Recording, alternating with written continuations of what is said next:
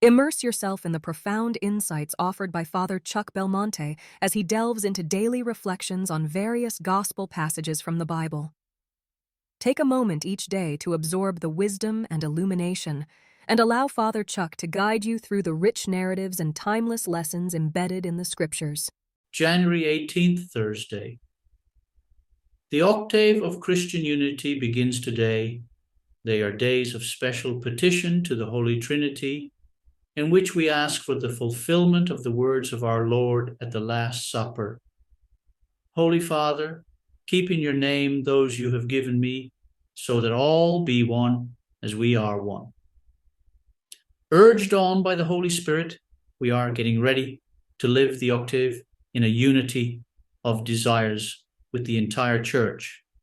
We do so full of supernatural hope, because we know that it has to be the Holy Spirit who moves the hearts of all those who believe in Christ and who will bring about the perfect unity of all Christians in the one Church. Our prayer follows the path marked out by the priestly prayer of Jesus Christ on the evening of his Passion. When the time had come for him to pass from this world to the Father, our Lord prays for a holy and compact Church with a unity which points up its beauty. For the supreme and highest principle of the unity of the Church is her resemblance with the mystery of the Trinity of Persons and the unity of only one God, the Father and the Son in the Holy Spirit.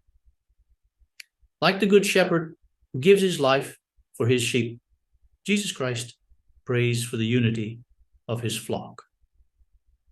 For years, he has guided his disciples. He has looked after them one by one, but he knows that the enemy is constantly trying to snatch the sheep and scatter the flock. And his heart suffers, knowing that many will waver and abandon the sheepfold. The prayer of Christ also extends to those who have never been counted amongst his followers, those who never even knew about his flock. I have other sheep that are not of this sheepfold, and I also have to bring them, and they will hear my voice and will form only one flock with one shepherd. With this octave, the Church wants us to take one more step in the identification of our sentiments with those of Jesus. Being well aware of the vicissitudes of the Church throughout history and conscious of the weakness of the human heart, so easily swayed by error, egoism, discord, and desire for power, our prayer has to be more intense, uniting itself to that of the Good Shepherd. As you, Father, in me and I in you, that they be united in us, that they be one as we are one. I in them and you in me, so that they be united as one, and so that the world might know you have sent me, and that you have loved them as you have loved me. I would be delighted to extend another invitation for you to join me tomorrow, embracing the opportunity to once again immerse ourselves in the uplifting wisdom of Father Chuck as he guides us on our spiritual journey in faith.